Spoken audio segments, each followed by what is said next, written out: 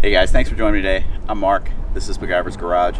Hopefully you can hear me today. I know it's a bit windy. We're in Oklahoma, so hey, that's what we deal with.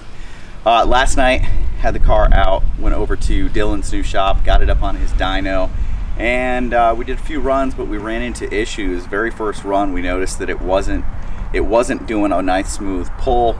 It was pulsing with some really big throttle cuts. And so I was on the phone with Jesse. We were trying to figure it out. Later on that night, we did figure out what it was. He actually had reached out to Terry at Berger, who created and has the JV4. And we figured out that there was a bit that needed to be turned on for under and over target. So it was adjusting power based on the fact that we were going over target because of how fast it was spooling up. We'll get it figured out. We're actually going to develop a dyno tune that we can then use and kind of go from there to work with it. So we didn't see the numbers that we were expecting. We weren't even close last night. And the reason was it was all over the place. I mean, it would cut as soon as we got on the throttle and it started to pick up. We'd have a throttle cut. It would pull timing, and so we were pulling power, and we never got the chance. We were starting with a pretty conservative tune, so we never got the chance to actually turn it up to see what we could do. I usually don't run into those problems on the road playing around with it because I'm at higher RPMs, so it's the starting from the low RPM is where you see those problems, and that's what Terry pointed out. So that's what it was. Today I got this out, cleaned it up, put a new coat of polish on it, got the Highlander out, cleaned it up as well. Let's take a look at some of the footage from last night. Today we're doing something that I said we were going to do last week. Some weather came in, and so today I'm here. I'm at Dylan's garage, and we're going to get this thing on the dyno and see what she does.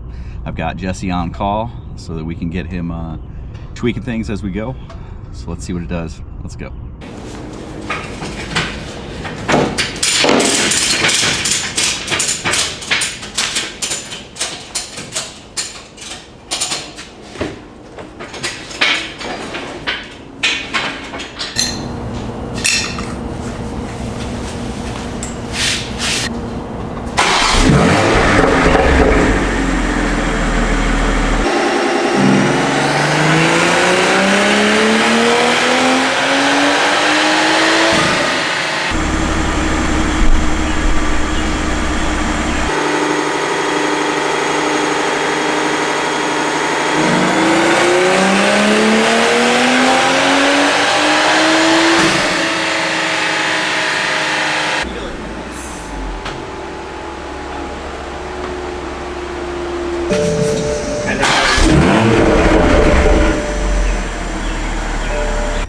Now you can probably visibly see from that footage the actual surges that the car was doing. You could actually see the car moving. I could feel it.